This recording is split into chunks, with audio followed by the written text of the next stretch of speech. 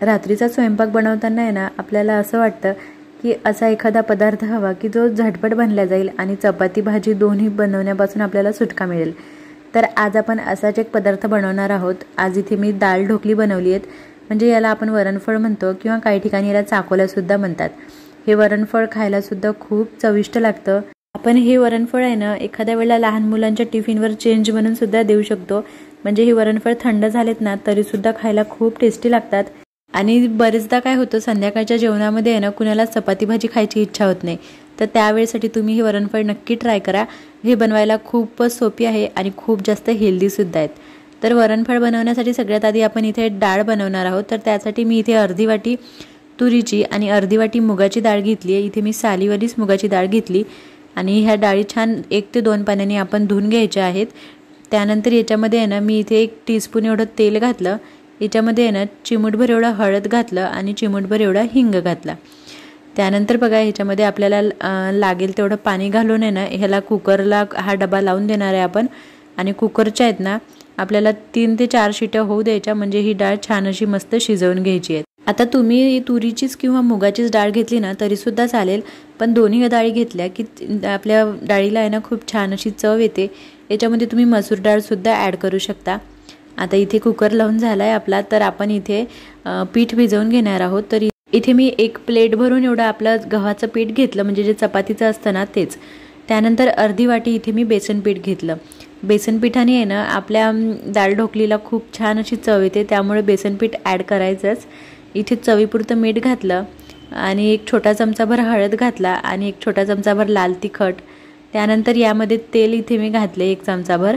तेलाने आपले जे ढोकली आहेत ना ते अशी छान सॉफ्ट होतात। आणि ह्याच्यामध्ये मी थोडासा ओवा सुद्धा हातावरती चोळून घातलाय आणि अर्धा चमचा इथे मी थोडेसे तीळ घातले फक्त। त्यानंतर बघा आता आपल्याला थोडं थोडं पाणी घालून आहे ना ह्या पिठाचा असा मीडियम घट्ट असा गोळा आहे ना मळून घ्यायचा आहे। इथे माझं पीठ मळून झालं होतं।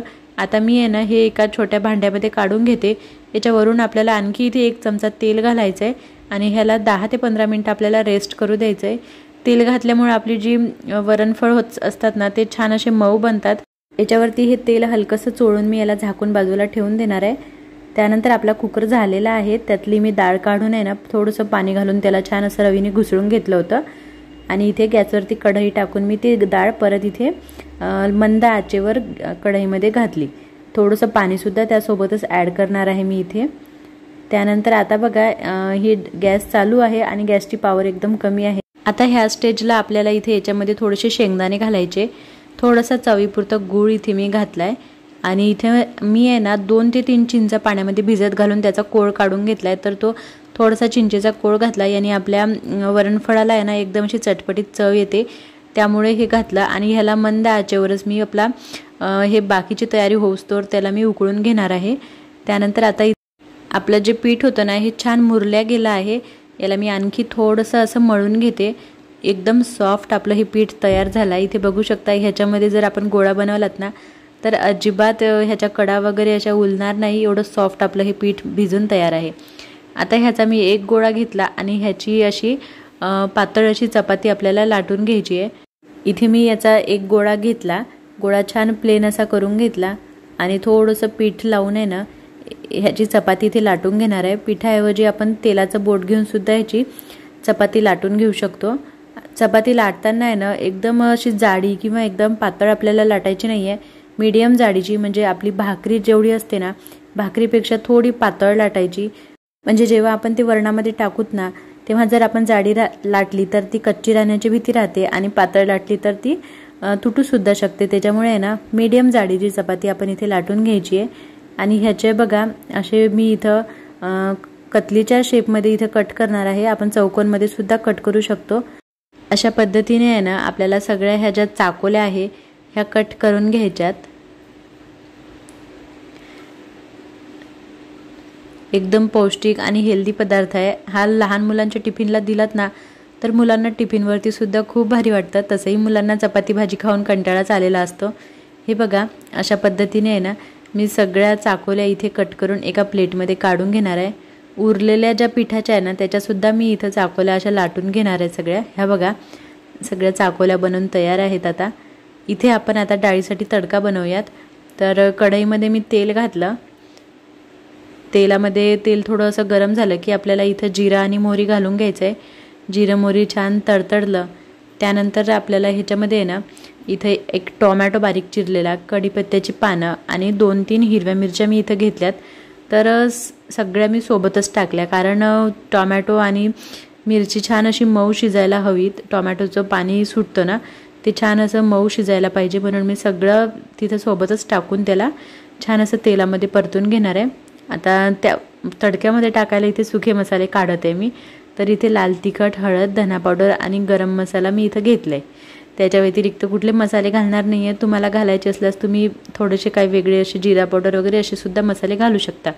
इथे थोडंसं मी आलं लसूण पेस्ट ह्याच्यामध्ये घातले आणि लाल सुक्या मिरच्यासुद्धा घातल्या तिथं. त्याने छान आपल्या वरणाला फ्लेवर येणार आहेत. त्यानंतर जे आपले मसाले आपण काढले होते प्लेटमध्ये ते घातले आणि सगळे मसाले परतून झाले की इकडे बघा वरणाला सुद्धा छान उकळी आली होती आणि हा तडका मी ह्या वरणामध्ये इथे वरण सोडून देणार आहे. हिंग जेव्हा आपण डाळ कुकरला लावली होती ना त्या टाईमलाच हिंग घातला होता, त्यामुळे मी आता इथे तेलामध्ये हिंग घातला नाही आहे आणि बाकीचे काही इतर मसाले घातले नाही आहे, कारण बाकीचे मसाले घातले की त्या डाळीला आहे ना असा स्पायसीनेस येतो. पण आपली जी डाळ आहे ना ही अशी सिंपलच छान लागते, चटपटीत एकदम मस्त लागते. आणि आता वरणाला उकळी येऊ द्यायची आपल्याला. वरणाला छान उकळी आली की त्यानंतर आपण ज्या चाकोल्या बनवून ठेवल्यात त्या आपल्या ह्या वरणामध्ये आपल्याला टाकून घ्यायच्या आहेत. लक्षात ठेवा वरणाला उकळी आल्यानंतरच टाकायच्या आहेत. आणि सगळ्या चाकोल्या इथे टाकल्या. त्यानंतर आपल्याला काही चम्मच ह्याच्यामध्ये घालायचा नाही आहे तुरंत. ह्या थोड्याशा शिजल्या ना की आपोआप तरंगायला लागतात, त्यावेळेला आपण चम्मच घातला तर चालतो. आता इथे मीठ आपल्याला चवीपुरतं टाकायचं आहे. मीठ टाकलं नव्हतं आतापर्यंत आपण. मीठ टाकून मी ह्याला फक्त हलकंसं असं दाबून घेणार आहे. हे बघा असं, म्हणजे मीठ छान मिक्स होऊन जाईल आपल्या वरणामध्ये. त्यानंतर आता ह्या वरणफळामध्ये आपल्याला आहे ना इथे चमचाभर साजूक तूप घालून घ्यायचं आहे. त्यानंतर बघा झाकण ठेवून ह्याला 10 ते 15 मिनटं आपल्याला एकदम मंद आचेवर शिजवून घ्यायचं आहे. 15 मिनटानंतर बघू शकता आता वरणफळ छान शिजले होते, पण मी इथं आहे ना झाकण बंद करून त्यांना 5-1 मिनटं तसंच्या तसंच ठेवलं, म्हणजे लगेच झाकण काढलं नव्हतं. थोडीशी वाफ गेल्यानंतर बघा 5 मिनटानंतर मी इथे झाकण काढलं आणि त्याच्यावरती फक्त इथं हिरवी चिरलेली कोथिंबीर घातली आणि एकदम चविष्ट चटपटीत आपले हे वरणफळ तयार आहेत. बस आता हे गरमागरम खायला घ्यायचं.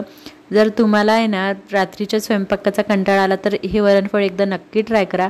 एकदम चटपटीत आणि अगदी सोपी पद्धत आहे आणि खायला मात्र खूप पौष्टिकसुद्धा आहे. तर आजची रेसिपी तुम्हाला कशी वाटली मला कमेंट करून नक्की सांगा. आणि व्हिडिओमध्ये थोडं जरी काही आवडलं तर प्लीज चॅनलला लाईक, शेअर, सबस्क्राईब, कमेंट नक्की करा आणि तुमच्या मित्रमैत्रिणींसोबत शेअरसुद्धा करा. इथे वरण आहे ना मस्त ह्याच्यावरती बारीक चिरलेला कांदा घालायचा. लिंबू नाही घेतलं तरीसुद्धा चालेल, कारण आपण ह्याच्यामध्ये चिंचेचा कोळ टाकलेलाच आहे. पण आवडत असल्यास तुम्ही ह्याच्यावरती निंबूसुद्धा घेऊ शकता. आणि आपले टेस्टी आणि एकदम चटपटीत वरणफळ तयार आहेत. या पद्धतीने एकदा ही वरणफळ नक्की ट्राय करून बघा आणि तुमचे वरणफळ कसे झाले हे सुद्धा मला कमेंट करून नक्की सांगा. तोपर्यंत बाय. आपण भेटूया नेक्स्ट व्हिडिओमध्ये.